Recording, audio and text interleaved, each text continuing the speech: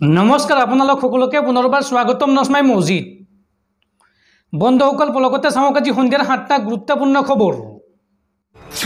प्रथमটো खबर भारतत बलवৎ हल टेलिकम्युनिकेशन एक्ट 2023 एতিয়াर পৰা देखत एजन लोके जीवनकाলত क्रय কৰিব নোৱাৰিব 9খনতকৈ অধিক সিম কাৰ্ড আৰু 9খনতকৈ বেছি সিম কাৰ্ড क्रय কৰিলে বিহা হ'ব 50,000ৰ পৰা 2 লাখ টকা পৰ্যন্ত জৰিমনা।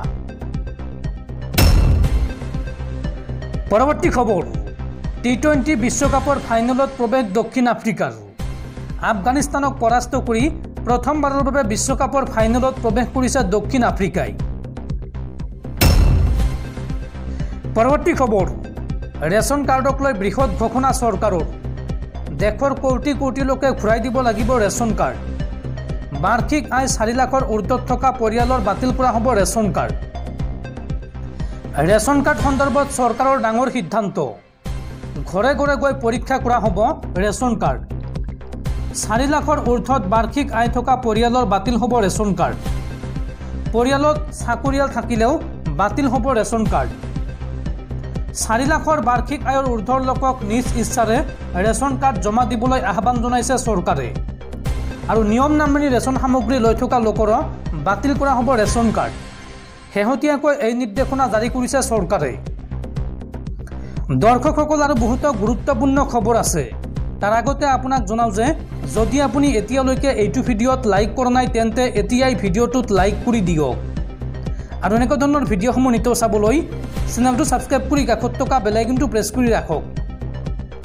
পৰৱৰ্তী খবৰ আকৌ ভাৰতে ৰচিব ইতিহাস চন্দ্ৰযান 3ৰ পিছত এইবাৰ চন্দ্ৰযান 4ৰ বাবে সাজু হৈছে ভাৰতীয় মহাকাশ গৱেষণা সংস্থা চমুকৈ ইছৰো।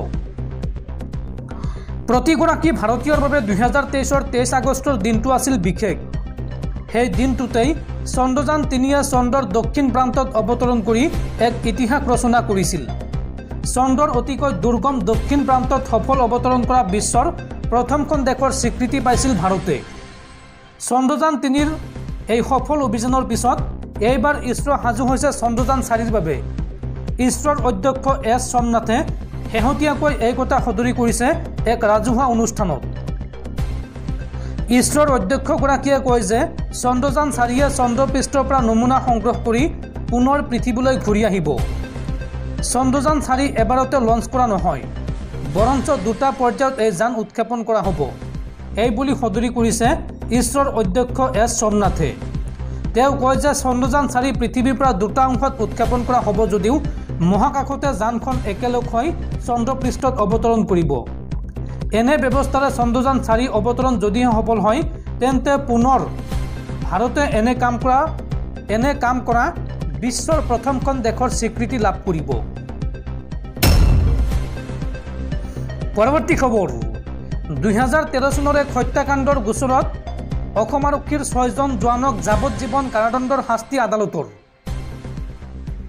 এক গুৰুত্বপূৰ্ণ ৰায়দানত তিনিচুকীয়া জিলাৰ স্থানীয় আদালতে 11 বছৰ পূৰ্বে মুকলি বজাৰত অজিত সোণোৱালক নৃশংসভাৱে প্ৰহাৰ কৰাৰ পিছত পৰৱৰ্তী সময়ত মৃত্যু ঘটাৰ অপৰাধত 6জনকৈ অসম আৰক্ষীৰ জোৱানক যাৱজ্জীৱন কাৰাদণ্ডৰ শাস্তি প্ৰদান কৰিছে। তিনিচুকীয়া জিলা আৰু সত্ৰ ন্যায়াধীশ দীপাংকৰ বৰাই ভাৰতীয় দণ্ডবিধি আইনৰ 302 হত্যাৰ অধীনত যাৱজ্জীৱন কাৰাদণ্ডৰ শাস্তি প্ৰদান কৰি দীৰ্ঘদিন ধৰি চলি থকা গোচৰটোত এক গুৰুত্বপূৰ্ণ ৰায়দান কৰে। যোৱা 7 অক্টোবৰত অম্বিকাপুৰ বজাৰত অসম আৰক্ষীৰ জোৱানে অজিত সোণোৱালক নিৰ্মমভাৱে প্ৰহাৰ কৰিছিল। এই আক্ৰমণৰ পিছত সোণোৱালক চিকিৎসাৰ বাবে ডিব্ৰুগড়ৰ অসম চিকিৎসা মহাবিদ্যালয় হাস্পতাললৈ স্থানান্তৰ কৰা হৈছিল য'ত পিছত তেওঁ সেই আঘাতৰ ফলত মৃত্যুবৰণ কৰে। আৰু 2013 চনৰ 9 অক্টোবৰত সোণোৱালৰ পিতৃয়ে শদিয়া থানাত এফআইআৰ দাখিল কৰাৰ পিছত তদন্ত আৰম্ভ হয়। তদন্তৰ পিছতে অভিযোগনামা দাখিল কৰাৰ সমান্তৰালভাৱে তিনিচুকীয়া জিলা আৰু সত্ৰ আদালতত বিচাৰ আৰম্ভ হয়। চৰকাৰী অধিবক্তা অশোক চৌধুৰীয়ে দাখিল কৰা প্ৰমাণ সাক্ষীৰ সাক্ষ্য যুক্তিসমূহ ভালদৰে পৰীক্ষা কৰি আদালতে 6জন অসম আৰক্ষীৰ জোৱানক হত্যাৰ অপৰাধত দোষী সাব্যস্ত কৰে আৰু 6জনকৈ অসম আৰক্ষীৰ জোৱানক যাৱজ্জীৱন কাৰাদণ্ডৰ শাস্তি বিহে আদালতে। পৰৱৰ্তী খবৰ কেনেকৈ চলিছে মুখ্যমন্ত্ৰী হিমন্ত বিশ্ব শৰ্মাৰ অধীনস্থ ৰাজ্যৰ স্বাস্থ্য বিভাগ। মাত্ৰ 3 মাহৰ ভিতৰত ৰাজ্যৰ চৰকাৰী চিকিৎসালয়ত মৃত্যু হৈছে 849টা শিশুৰ।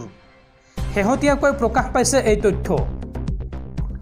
হিমন্ত বিশ্ব শৰ্মাই যিমান উন্নয়নৰ ঢোল কোবালেও অসমৰ চৰকাৰী স্বাস্থ্যখণ্ডৰ অৱস্থাৰ কোনো উন্নতি হোৱা নাই। অসমৰ চৰকাৰী চিকিৎসালয় ৰোধ কৰিব পৰা নাই শিশুৰ মৃত্যুৰ হাৰ। স্বাস্থ্য বিভাগৰ তথ্য অনুসৰি চলিত বৰ্ষৰ এপ্ৰিল, মে আৰু জুন মাহত ৰাজ্যৰ চৰকাৰী চিকিৎসালয়ত চিকিৎসাধীন অৱস্থাতে মৃত্যু হৈছে মুঠ 849টা শিশুৰ। তথ্য অনুসৰি যোৱা এপ্ৰিল মাহত 320টা, মে মাহত 303টা আৰু জুন মাহত 226টা শিশুৰ মৃত্যু হৈছে অসমৰ চৰকাৰী চিকিৎসালয়ত। তথ্য অনুসৰি 2020-21 বৰ্ষত অসমৰ চৰকাৰী চিকিৎসালয়ত মুঠ 9,475টা শিশুৰ মৃত্যু হৈছিল। আনহাতে 2021-22 বৰ্ষত ৰাজ্যৰ চৰকাৰী চিকিৎসালয়ত চিকিৎসাধীন অৱস্থাতে মৃত্যু হয় 7,910টা শিশুৰ। ঠিক একেদৰে 2022-23 বৰ্ষত ৰাজ্যখনৰ চৰকাৰী চিকিৎসালয়ত মৃত্যু হয় 6,737টা শিশুৰ। আনহাতে 2023-24 বৰ্ষত অসমৰ চৰকাৰী চিকিৎসালয়ত চিকিৎসাধীন অৱস্থাত মৃত্যু হৈছে 4,793টা শিশুৰ। পৰৱৰ্তী খবৰ, 6 দশকৰ পিছত দেশত সম্পূৰ্ণ সংখ্যাগৰিষ্ঠতাৰে এখন সুস্থিৰ চৰকাৰ গঠন হৈছে। প্ৰধানমন্ত্ৰী নৰেন্দ্ৰ মোদীৰ চৰকাৰৰ প্ৰতি মানুহে তৃতীয়বাৰৰ বাবে আস্থা দেখুৱাইছে। এই চৰকাৰখনে আশা আকাংক্ষা পূৰণ কৰিব পাৰিব বুলি আশাবাদী জনসাধাৰণ। লোকসভা আৰু ৰাজ্যসভাৰ যুটীয়া বৈঠকত ভাষণ প্ৰসংগত এই মন্তব্য দেশৰ ৰাষ্ট্ৰপতি দ্ৰৌপদী মুৰ্মুৰ। পৰৱৰ্তী খবৰ, গুৰুতৰভাৱে অসুস্থ দেশৰ প্ৰাক্তন উপ প্ৰধানমন্ত্ৰী লালকৃষ্ণ আদৱানী। নিশাই দিল্লীৰ এইমছত ভৰ্তি 96 বছৰীয়া লালকৃষ্ণ আদৱানী। পৰৱৰ্তী খবৰ, ম্যানমাৰৰ পিছত এইবাৰ বলিভিয়াত সামৰিক অভ্যুত্থানৰ প্ৰচেষ্টা। ঘটনা সন্দৰ্ভত গ্ৰেপ্তাৰ সেনাপ্ৰধান জেনেৰেল জুয়ান জোছে জুনিগাক। বলিভিয়াত সেনাবাহিনীৰ বিৰুদ্ধে অভ্যুত্থানৰ চেষ্টা চলোৱাৰ অভিযোগ উত্থাপন হৈছে, কিন্তু সেয়া ব্যৰ্থ হ'ল। ইয়াৰ মাজতে ব্যৰ্থ অভ্যুত্থানৰ নেতৃত্ব দিয়া দেশখনৰ সেনাপ্ৰধান জেনেৰেল জুয়ান জোছে জুনিগাক ততাতৈয়াকৈ বৰ্খাস্ত কৰে ৰাষ্ট্ৰপতি লুইচ আৰ্চিয়ে। তাৰ পিছত তেওঁক দেশখনৰ আৰক্ষীয়ে গ্ৰেপ্তাৰ কৰে। সংবাদ মাধ্যমৰ বাতৰি অনুসৰি বুধবাৰে দেশখনৰ ৰাজধানী লা পাজত থকা দেশখনৰ ৰাষ্ট্ৰপতিৰ বাসগৃহকে ধৰি গুৰুত্বপূৰ্ণ চৰকাৰী বাসভৱনসমূহত সেনাবাহিনীৰ সদস্যসকলে অভিযান চলায়। সেই সময়ত ৰাষ্ট্ৰপতিৰ বাসগৃহৰ মূল খেদ ভাঙি পেলোৱাৰ প্ৰয়াস কৰা হৈছিল। দেশৰ ৰাষ্ট্ৰপতি লুই আৰ্চিয়ে সেনাবাহিনীৰ এই কাৰ্যক গৰিহণা দিয়ে। স্থানীয় সময় অনুসৰি বুধবাৰে লা পাজৰ ঐতিহাসিক প্লাজা মৰিলু চৌহদত জোৱানৰ সমাগম হ'বলৈ আৰম্ভ কৰে আৰু সেই সময়ত টেংক আৰু অন্যান্য সজ্জিত বাহনসমূহ তেওঁলোকৰ লগত আছিল। প্লাজা মৰিলু চৌহদত বলিভিয়াৰ ৰাষ্ট্ৰপতিৰ বাসগৃহ আৰু কংগ্ৰেছ ভৱন আছে।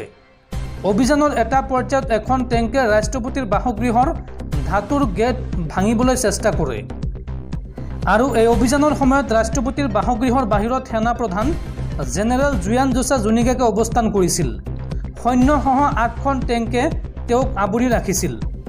সেই সময়ত চৰকাৰৰ বিৰুদ্ধে বিদ্ৰোহ ঘোষণা কৰি তেওঁ কয় যে সশস্ত্ৰ বাহিনীয়ে দেশত গণতন্ত্ৰ পুনৰুদ্ধাৰ কৰিব বিচাৰে, প্ৰকৃত গণতন্ত্ৰ প্ৰতিষ্ঠা কৰিব বিচাৰে। আঙুলিৰ মূৰত গুণিব পৰা 40-50 জন লোকক দেশ চলাবলৈ দিয়া নহ'ব। আৰু এই ঘটনাৰ কিছু সময় পিছতে ৰাষ্ট্ৰপতি আৰ্চিয়ে জুয়ান জোছে জুনিগাকক সেনাপ্ৰধান পদৰ পৰা বৰ্খাস্ত কৰে। জোছে উইলছন চানচেছক নতুন সেনাপ্ৰধান হিচাপে নিযুক্তি দিয়া হয় আৰু তেওঁ সৈনিকসকলক নিজৰ নিজৰ বেৰেকলৈ উভতি যাবলৈ নিৰ্দেশ দিয়ে আৰু ৰাষ্ট্ৰপতিয়েও এই আহ্বান জনায়। ইয়াৰ কিছু সময়ৰ পিছতেই প্লাজা মৰিলু চৌহদৰ পৰা সৈন্য আৰু টেংকসমূহ আঁতৰি অহা দেখা যায়। সামৰিক অভিযানৰ সময়ত টেলিভিছনযোগে প্ৰেৰণ কৰা বাৰ্তাযোগে ৰাষ্ট্ৰপতি আৰ্চিয়ে জনসাধাৰণক গণতন্ত্ৰৰ পক্ষত থিয় দি অভ্যুত্থানৰ বিৰুদ্ধে থিয় হ'বলৈ আহ্বান জনায়। প্ৰাক্তন ৰাষ্ট্ৰপতি ইভ মৰলাছেছেও দেশবাসীৰ প্ৰতি একেধৰণৰ আহ্বান জনাই কয় যে এটা অভ্যুত্থান ঘটিছে দেশত। ইপিনে মঙলবাৰৰ পৰা সেনাপ্ৰধান পদৰ পৰা জুনিগাকক অপহৰণ কৰা হ'ব পাৰে বুলি জল্পনা কল্পনা চলিছিল। সোমবাৰে টেলিভিছন যোগে দিয়া ভাষণত তেওঁ সকীয়াই দিছিল যে 2025 চনৰ ৰাষ্ট্ৰপতি নিৰ্বাচনত পুনৰ নিৰ্বাচনত অৱতীৰ্ণ হ'বলৈ চেষ্টা কৰিলে প্ৰাক্তন ৰাষ্ট্ৰপতি মৰালেছক গ্ৰেপ্তাৰ কৰা হ'ব। মৰালেছ হৈছে বলিভিয়াৰ প্ৰথমজন সংখ্যালঘু জনগোষ্ঠীয় ৰাষ্ট্ৰপতি। এই বাওঁপন্থী নেতাজন দেশত অতি জনপ্ৰিয় আছিল। সংবিধান সংশোধন কৰি 2019 চনত চতুৰ্থবাৰৰ বাবে ক্ষমতা দখল কৰিবলৈ চেষ্টা কৰাৰ পিছত তেওঁৰ জনপ্ৰিয়তা হ্ৰাস পায়। সেই নিৰ্বাচনত তেওঁ জয়ী হৈছিল, কিন্তু দেশজুৰি ব্যাপক প্ৰতিবাদৰ মাজতে তেওঁ পদত্যাগ কৰিবলৈ বাধ্য হয়। তেওঁ দেশ এৰি পলায়ন কৰিব লগা হৈছিল। পিছলৈ লুই আৰ্চি ৰাষ্ট্ৰপতি নিৰ্বাচিত হোৱাৰ পিছত তেওঁ পুনৰ দেশলৈ উভতি আহে।